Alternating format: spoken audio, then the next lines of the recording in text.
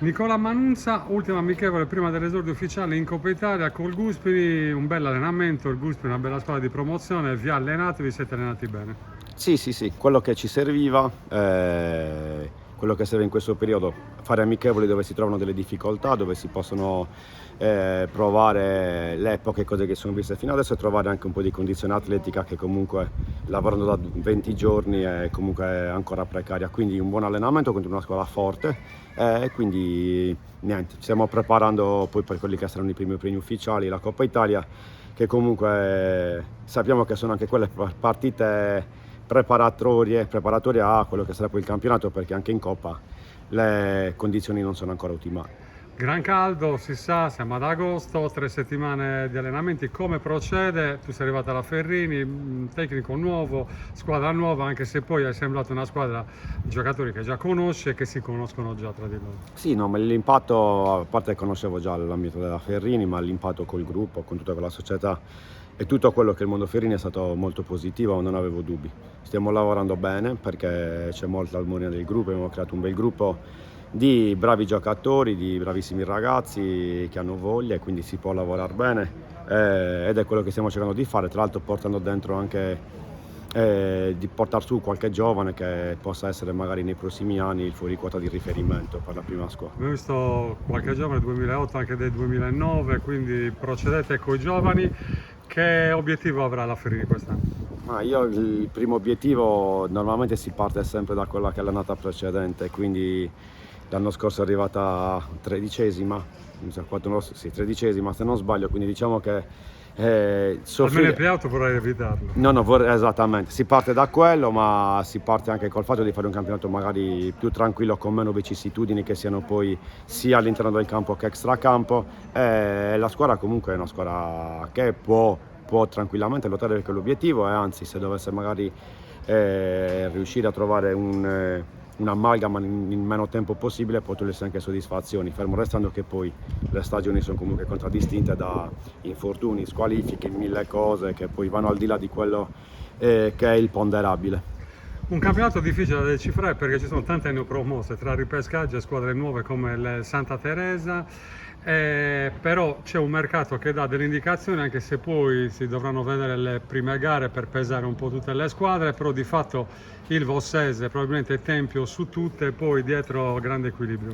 Sì, sì, sono d'accordo. Il primo anno penso che ci siano 5 squadre che l'anno prima erano in promozione, quindi un campionato che lascia molte incognite. Però come hai detto tu, vedo l'Ilva sicuramente al primo posto, come se bisogna individuare delle favorite, l'Ossede subito dopo e come hai detto tu Tempio, però poi dietro ci sono diverse squadre come Uri, lo stesso Villa Simius, che comunque possono fare un campionato importante. L'Iglesias che vuole fare il Iglesias, playoff. sì, sì, sì, ma cioè, le squadre sono tante, però poi io penso che come sempre all'eccellenza dietro 2 o 3 squadre ci sia poi grande equilibrio e diciamo, la forbice tra lottare per la seconda parte della classifica o invece stare in una posizione tranquilla al sole sia molto sottile. Ecco, infatti questo è un po' il punto focale di questa stagione. L'anno scorso alla lunga aggirarsi di punti anche come organico, come convinzione, sono un po' staccate dal resto del campionato. Adesso sulla carta non si vedono squadre diciamo deboli,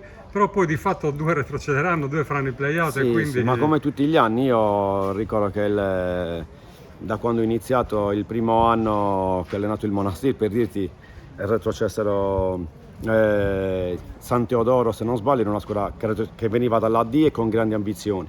Negli anni successivi hanno fatto comunque, l'anno scorso sono andato lontano, il play-out Ferrini Alghero, che in questo periodo avevano tutt'altre ambizioni.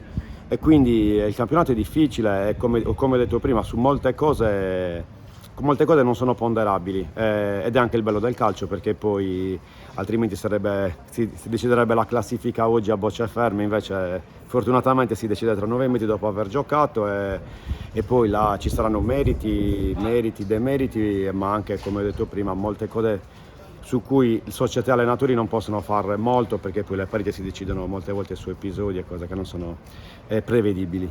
Di certo avete adesso doppio confronto con Sant'Elena, in mezzo ci sarà il calendario dove vedrete le prime avversarie della stagione. Cosa sai del Sant'Elena che ha fatto una bella stagione l'anno scorso in promozione e magari arrivando all'ultimo in eccellenza dovrà comunque registrarsi un attimo.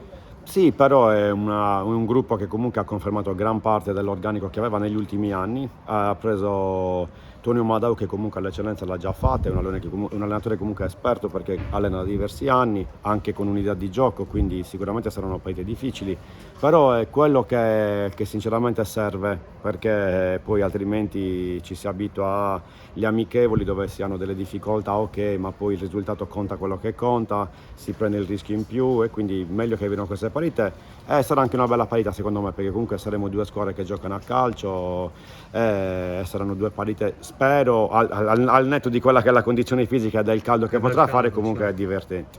Grazie Nicola, un grosso in bocca al lupo per questa stagione, ci vedremo in altre occasioni e niente, in bocca al lupo appunto. Crepi, grazie a voi.